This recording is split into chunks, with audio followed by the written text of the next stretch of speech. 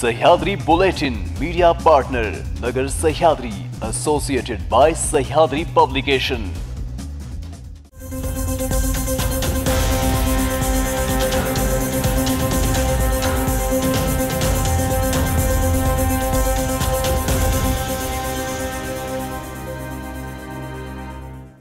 प्रेक्षको नमस्कार, मी दिशा न्यूज 24 सह्याद्री मध्ये तुमचं स्वागत। पाहूया देश विदेशासह राज्यातील महत्त्वपूर्ण बातम्यांचा आढावा सह्याद्री बुलेटिन मध्ये।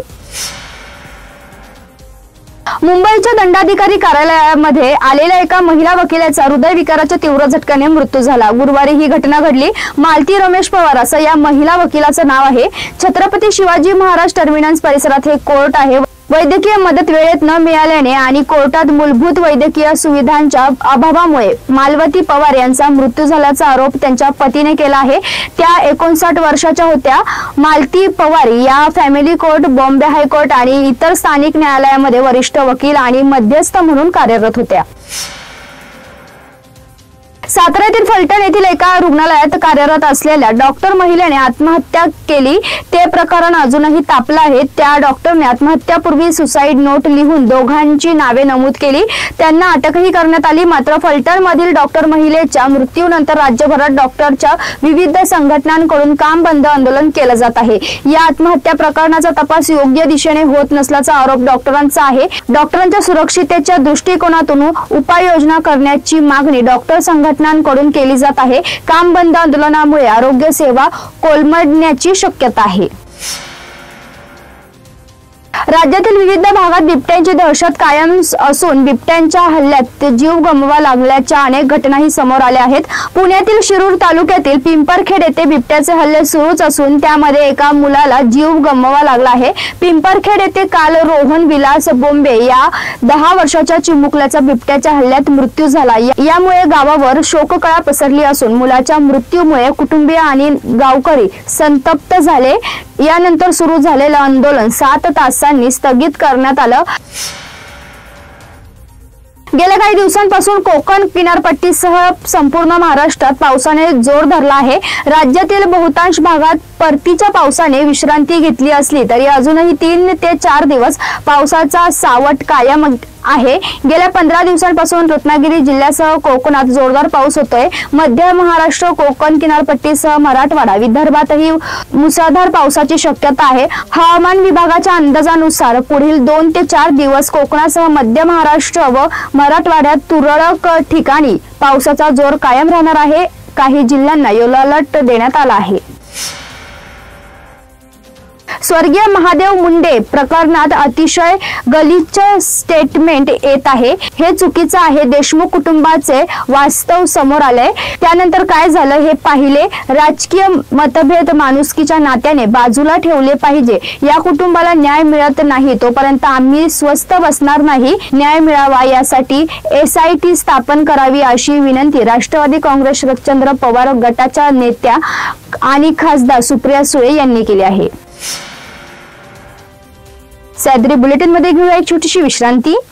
रोखोक पत्रकारिता, निर्भीड बाणा आणि कणखर भूमिका, महाराष्ट्राचा सखा, सत्याचा पाठीराखा, शब्दांचं सामर्थ्य, विश्वसनीयतेची उंची, न्यूज 24 सह्याद्री। विश्रांतीनंतर तुमचं पुन्हा एकदा स्वागत। पाहूया पुढील बातम्या। सुनील तटकरे यांना दिल्लीत पाठवण्यासाठी आम्ही मतभेद बाजूला ठेवले आणि नरेंद्र मोदींना तिसऱ्यांदा पंतप्रधान करण्यासाठी काम केलं। मात्र सुनील तटकरे यांनी आम्हाला लोकसभेला निवडून आल्यानंतर फसवलं असा घणाघात अलिबागचे आमदार महेंद्र दळवी यांनी केला आहे। कर्जतमधील राष्ट्रवादीच्या उभाटा युतीवरून दळवींनी तटकरे यांना इशारा देत तिथे आमचा महेंद्र थोरवे एकटा काफी असल्याचं म्हटलं। रायगडमधील दोन्ही महेंद्र हे इतिहासात भक्कम असल्याचं म्हणत त्यांनी थेट राष्ट्रवादीला आवाहन दिलं आहे।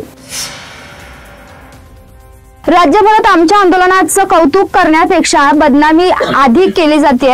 आम्ही मॅनेज झालो असं बोलताय, लाज वाटत नाही का? शेतकरी आंदोलन बंद करा असे आमचे कार्यकर्ते म्हणतात। काही जण मेसेज करतायत, त्यांनी ते केल्यापेक्षा आंदोलनात सहभागी व्हा। आज आम्हाला आनंद आहे, कर्जमाफीचा मुद्दा होता जो संपला होता, तो बच्चू कडूंमुळे आज जिवंत झालाय। पण आमच्यावर कमेंट, आरोप आणि टीका करण्यापेक्षा गावागावात आंदोलन उभं करा अशा शब्दात खडेबोल सुनावत प्रहारचे सर्वेसर्वा बच्चू कडू यांनी विरोधकांच्या टीकेला प्रत्युत्तर दिलं आहे। सोलापूर जिल्ह्यात भारतीय जनता पक्षाकडून ऑपरेशन लोटसचा दणका विरोधी पक्षासह मित्र पक्षांना बसण्यास सुरुवात झाली असतानाच शिवसेना शिंदे गटाने ऑपरेशन टायगर सुरू करीत थेट भाजप आमदारच्या भावालाच गळाला लावले आहे। यामुळे आता सोलापूर जिल्ह्यात भाजप विरुद्ध शिंदे सेना असे चित्र पाहायला मिळू शकणार आहे। आंदेकर आणि कोमकर या टोळी युद्धात गणेश काळेंची हत्या झाली आणि या हत्येला पुणे पोलिसांचा हलगर्जीपणा भोवला आहे असा प्रश्न सध्या उपस्थित होतोय। गणेश काळेच्या हत्या प्रकरणातील आरोपींनी आंदेकर टोळींचा म्होरक्या बंडू आंदेकर याचा मुलगा आणि गणपती विसर्जनाच्या पूर्वसंध्येला झालेल्या आयुष कोमकर हत्या प्रकरणातील आरोपी कृष्णा आंदेकरची भेट घेतल्याची माहिती आहे। त्यामुळे या भेटीतच गणेश काळेंच्या हत्येचा आदेश देण्यात आला होता का? ससून रुग्णालयात त्याच्या हत्येची सुपारी फिक्स झाली होती का? अनेक प्रश्न या निमित्ताने उपस्थित होत आहे। सह्याद्री बुलेटिन मध्ये आपण इथेच थांबतोय, मात्र तुम्ही पाहत राहा न्यूज 24 सह्याद्री।